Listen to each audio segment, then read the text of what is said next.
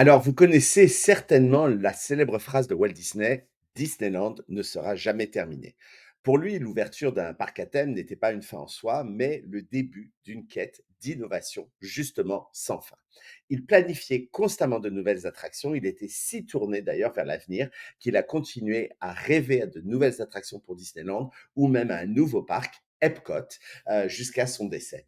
Sa dernière œuvre, finalement, c'était déjà le projet suivant. Il n'a jamais considéré son travail comme terminé, mais au contraire comme une œuvre en constante évolution.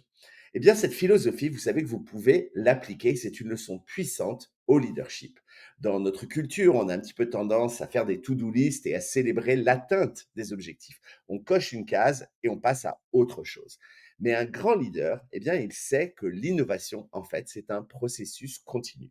Si vous voulez rester pertinent dans votre domaine, vous ne devez jamais vous reposer sur vos lauriers. Vous devez continuer à innover, à rêver et à vous améliorer, car il y a toujours une nouvelle idée à explorer, un nouveau client à surprendre, un nouveau mécanisme à mettre en œuvre. La stagnation, c'est en fait l'ennemi de l'innovation, c'est l'ennemi de l'excellence. Votre succès aujourd'hui, eh bien, ne garantit pas celui de demain. Alors du coup, demandez-vous quels sont les prochains projets de votre équipe.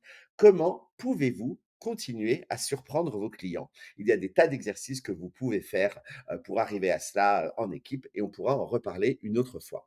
Donc, au final, j'ai envie de vous dire, considérez votre œuvre comme un chantier perpétuel. Chaque jour, eh bien, il vous appartient d'ajouter une couleur, une idée, une audace sur la toile que vous êtes en train de peindre sans pour autant, finalement, jamais vraiment atteindre la touche finale.